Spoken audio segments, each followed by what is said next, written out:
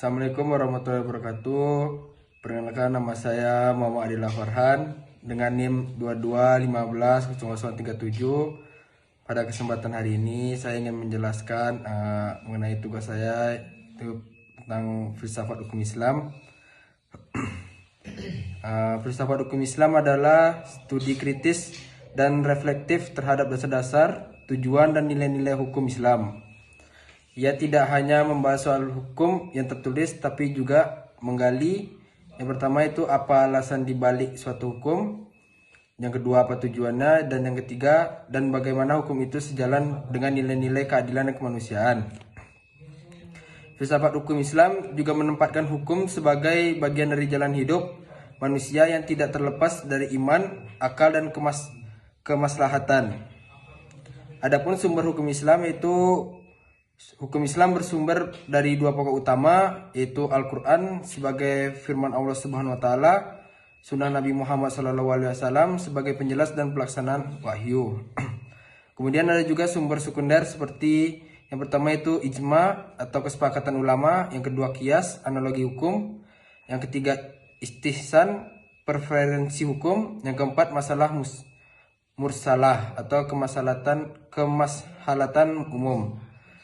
Dalam filsafat hukum Islam, semua sumber ini dianalisis bukan hanya secara tekstual, tapi juga rasional. Bagaimana dan mengapa hukum itu lahir dan diterapkan. Dan yang ketiga, tujuan hukum Islam. Salah satu aspek terpenting dari filsafat hukum Islam adalah maqasid syariah atau tujuan-tujuan syariah.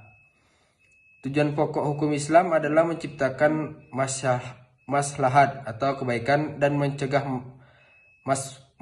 mafsadat atau kerusakan.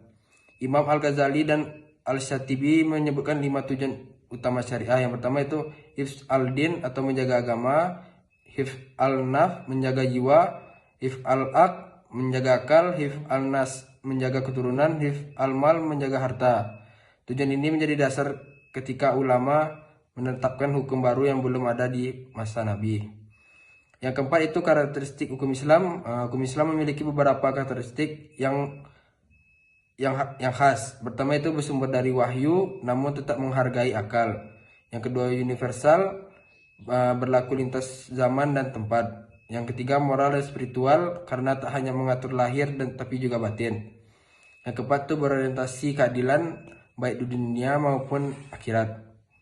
Dalam filsafat hukum Islam, keadilan bukan hanya soal prosedur formal, tapi soal mencapai keseimbangan antara hak dan kewajiban, antara individu, masyarakat, antara dunia dan akhirat. Yang kelima, pendekatan rasional dalam hukum Islam. Salah satu kekuatan hukum Islam adalah fleksibilitas melalui ijtihad. Ijtihad adalah usaha maksimal akal manusia untuk menggali hukum dari sumber-sumber Islam. Contoh itu pertama, ketika zaman berubah muncul masalah baru seperti fintech, biotika atau lingkungan hidup. Yang kedua, filsafat hukum Islam membantu merumuskan hukum baru yang tetap sesuai maqasid dan nilai syariah. Pendekatan ini menunjukkan bahwa Islam tidak kaku, melainkan progresif dan responsif terhadap perubahan sosial. Yang keenam itu relevansi filsafat hukum Islam saat ini. Di era modern ini banyak tantangan hukum yang kompleks. Yang pertama itu konflik antar hukum negara dan hukum agama. Yang kedua isu hak asasi manusia. Ketiga teknologi digital dan privasi. Yang keempat ekonomi berbasis syariah. Filsafat hukum Islam menjadi jembatan antara teks dan konteks, antara ajaran Islam dan realitas zaman. Dengan pemahaman filsafat hukum Islam, umat Islam dapat memahami hukum syariah bukan sekedar antara aturan kaku, tapi sistem nilai yang hidup, adil, dan maslahat. Dan untuk kesimpulannya, filsafat hukum Islam bukan hanya untuk para ulama atau akademisi, tetapi penting bagi siapa saja yang ingin memahami hakikat hukum Allah, tujuan syariah, dan bagaimana hukum itu membentuk peradaban.